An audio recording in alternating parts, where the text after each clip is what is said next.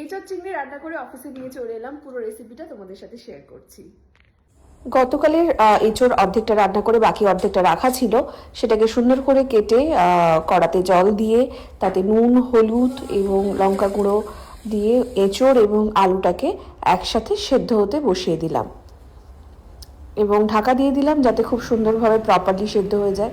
সেদ্ধ হওয়ার পর এখানে দেখো আলাদা একটা কড়া নিয়ে সেখানে মেডোকার থেকে অর্ডার করা তেল আমরা দিয়ে দিলাম এবং জিরে এবং শুকনো লঙ্কা এবং গোটা গরম মশলা ফোড়ন হিসেবে দিয়ে দিলাম। এরপরে কেটে রাখা পেঁয়াজ এখানে দিয়ে দিলাম এবং কাঁচা লঙ্কা, এই দুটো কিন্তু মেডোকার থেকেই অর্ডার করা। এবং ভালো করে এটা নেড়ে আমি একটু ব্রাউন করে ভেজে নেব। ব্রাউন করে ভাজা হয়ে গেলে মেডোকার থেকে অর্ডার করা চিংড়ি মাছটা আমি দিয়ে দিলাম এখানে, যেটা আমি নুন হলুদ মাখিয়ে রেখেছিলাম। আর এখানে হলুদটাও কিন্তু মেডোকাটেরই। তো কিছুক্ষণ পরে আবার একটু নুন দিয়ে দিলাম, একটু হলুদ দিয়ে দিলাম, জিরে গুঁড়ো, ধনে গুঁড়ো দিয়ে ভালো করে এই ভাজাটা করার সময় যা লোভনীয় একটা গন্ধ বেরোয় না, কি বলবো। এবারে গুঁড়ো লঙ্কা একটু দিয়ে দিলাম, দিয়ে ভালো করে নাড়াচাড়া করতে থাকলাম। এখান থেকে এইভাবেও কিন্তু মানে চিংড়ি মাছ ভাজাটা কিন্তু এইভাবেও খাওয়া যেতে পারে। যাই হোক, এবারে আমি পেস্ট করে রেখেছিলাম পেঁয়াজ, আদা, রসুন একসাথে, সেটা দিয়ে দিলাম এর মধ্যে, দিয়ে ভালো করে এটাকে কষতে হবে। এরপরে আমি দিয়ে দিলাম টমেটো কুচি। এটা কিন্তু টমেটো পেস্ট করেও দেওয়া যেতে পারে, আমি একটু কুচি করে দিলাম এর মধ্যে, দিয়ে ভালো করে এটা মানে নাড়াচাড়া করতে হবে যাতে খুব সুন্দরভাবে। হ্যাপির সাথে কথা বলতে বলতে এদিকে দেখো আমার কষাটাও প্রায় কমপ্লিট হয়ে এসেছে। এরপরে কিন্তু সেদ্ধ করে রাখা এঁচোড় আর আলুটাকে আমি এর মধ্যে দিয়ে দিলাম, কারণ ওটা প্রপার সুন্দরভাবে সেদ্ধ হয়ে গিয়েছিল। ফলে একটু নুন তো আগে থেকেই দেওয়া ছিল, তো আমি আরেকটু এর মধ্যে চিনি অ্যাড করে দিলাম যাতে সুস্বাদু হয় খাবারটা। আর এদিকে দেখো আমি শিলে কিন্তু বেটে নিয়েছিলাম গরম মশলা। গোটা গরম মশলাটাকে কিন্তু আমি শিলে বেটে এইভাবে রান্না করি, ভীষণ সুন্দর একটা স্বাদ আসে। ভালো করে কষা হয়ে গেলে কিন্তু এই গরম মশলাটাকে দিয়ে আমি ভালো করে নাড়াচাড়া করে নিলাম। আমার বলতে গিয়ে কিন্তু জিভে জল চলে আসছে, তোমরাও কিন্তু বাড়িতে বানিয়ে খেতে পারো।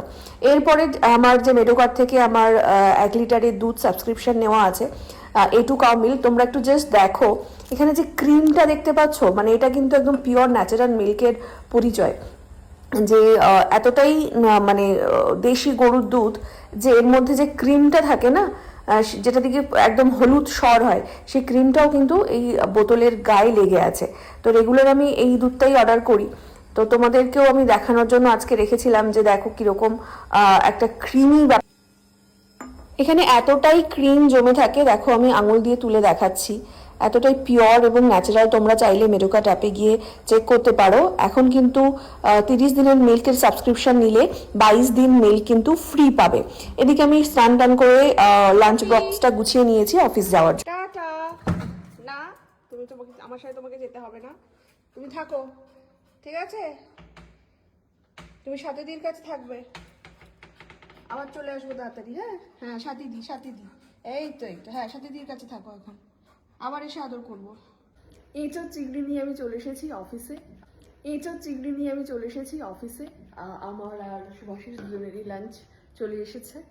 আর যেটা বলার সেটা হচ্ছে আজকে কিন্তু আমাদের মাছ মাংসের ওপরে থাকছে 40% ডিসকাউন্ট। সন্ধে 6টা থেকে রাত্রি 9:30 পর্যন্ত মাছ মাংসে থাকছে, মেডোকার্ড অ্যাপে থাকছে 40% ডিসকাউন্ট। ফার্স্ট কাট ক্যাটাগরিতে গেলে কিন্তু তোমরা মাছ মাংসের যে 40% ডিসকাউন্ট সেগুলো পেয়ে যাবে। অফারটা শুরু হচ্ছে কিন্তু সন্ধ্যে 6টা থেকে, অফারটা থাকছে রাত্রি 9:30 পর্যন্ত।